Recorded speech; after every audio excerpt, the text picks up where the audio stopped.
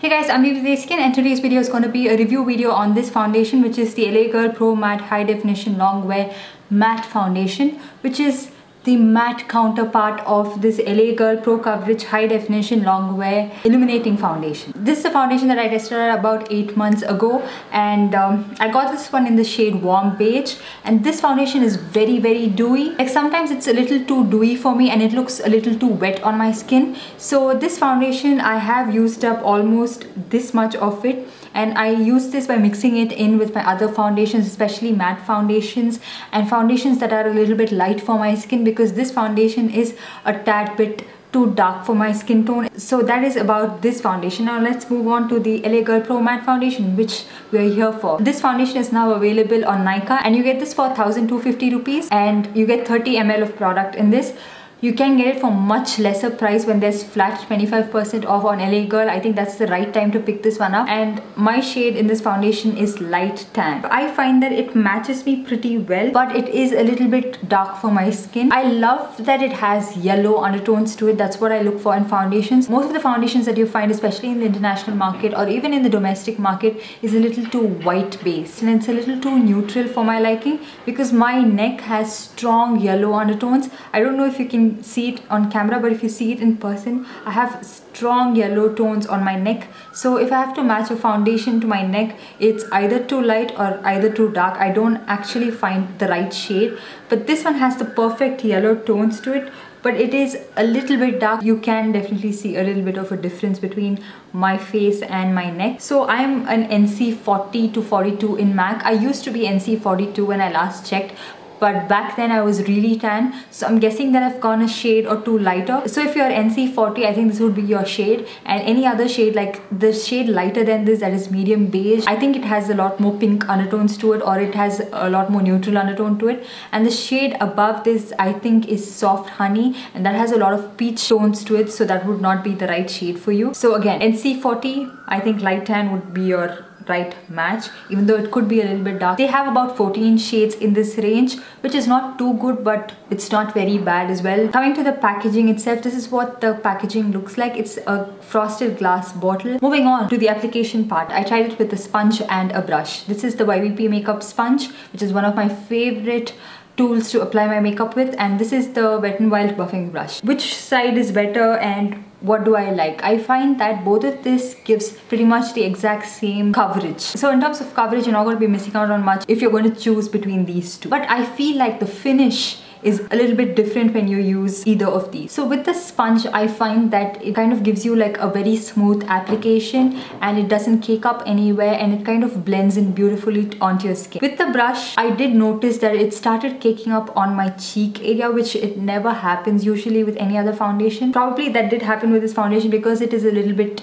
powdery and matte. Now, the consistency of this foundation is not too thick and not too runny, as you guys can see. Once we are done with the application part and you have normal to dry skin, you can see that it looks a little bit powdery and a little too matte. That is immediately after the application. But once you give it that time, which you usually have to do with any makeup, like give it some time to rest on your skin, it does sink in with your skin. It doesn't look excessively matte on your skin. It kind of gives a very nice, almost flawless finish on your skin. When I was trying this foundation out for the very first time, I was like, oh no, I don't like this foundation. It's definitely not for me. It looks too matte, it looks too powdery. Then once I was done doing my makeup and stuff like that, and after that I just went in with a normal face mist, not even a makeup fixing spray, it was just a normal face mist. It looked so beautiful after a while, and it almost gave me like a flawless finish on my skin. So that's when I noticed that you have to give it that time to sink in. And also it's very important to prep your skin the right way and use a very good moisturizer underneath it, especially if you are of normal skin type. Now coming to the coverage of this foundation, on this bottle it mentions that it's a medium to full coverage foundation. Yes, I would definitely say it's medium to somewhat full coverage. Like there's a line between medium and full coverage. I think that is where this foundation stands for me. I used 2 pumps of this for my entire face and neck, and I found that the coverage that I get was way above medium coverage, but definitely not full coverage. And how I judge the coverage of the foundation is how it can mask the pigmentation around my mouth area and on my nose. I do have some spots on my nose which some foundations cover up very well and some don't. So that's when I judge, like, okay fine, this is the coverage of this foundation. Also, I do feel like this foundation does settle into the lines of my face,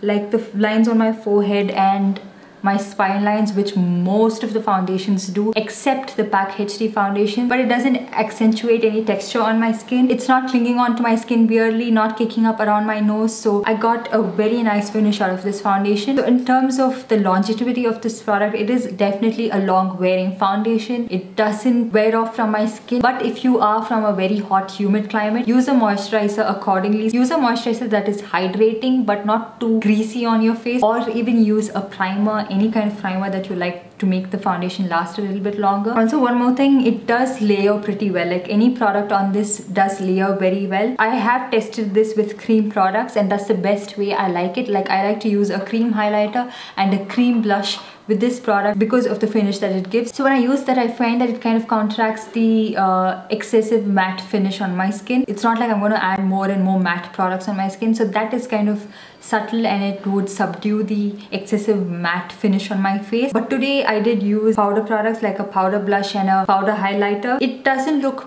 bad. Of course, it's not too much on my skin and it's not caking up or it's not separating on my skin, but given two choices, I would definitely stick to cream products on this. So like I do most of the times, I want to give you guys a quick comparison with other foundations in the market so that you guys know how it compares to the other.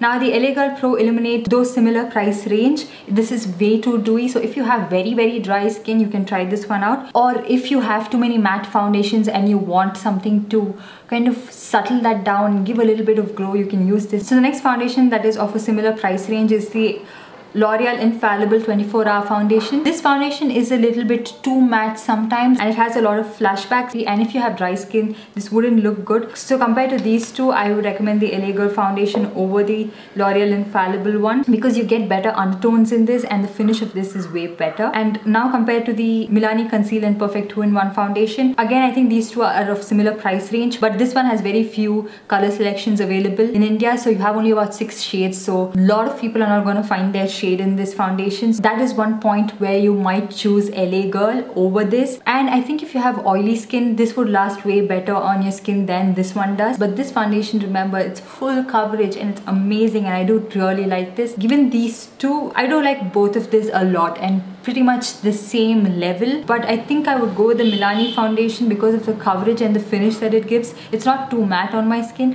but for the undertone, I would choose the LA Girl. I'm so indecisive, like I can't choose between these two. Now coming to the PAC HD foundation, both of this is completely different in terms of finish. This is more dewy and almost has a blurring effect on your skin. It's like a filter on your skin, whereas this one is more matte.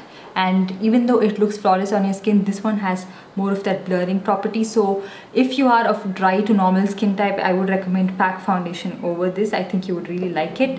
And even PAC has very good shade range to select from. So when you want to photograph yourself in this foundation, it does not give you any flashback and it looks really nice and it doesn't oxidize all that much. I mean, I do feel like it does oxidize a teeny tiny bit on my skin, not too prominent, not too hideous, but it does oxidize a teeny tiny bit on my skin. It's not too much, but again, oxidation and all that varies from person to person, so how it looks on me by the end of the day is not going to be how it looks on you. So now my final take on this product. Would I recommend this foundation to you guys or not? I would definitely recommend this foundation, especially if you can get it on a sale for less than 1,000 rupees. I think it's definitely a foundation that you should try out, given the shade range, given that it looks really nice in flash photography. And one of the main reasons that I actually got this foundation is to wear it for a wedding that I would be attending in a couple of months. So I wanted to try it out and test how it works with different products and everything, so that on that day I won't be like a newbie to a foundation.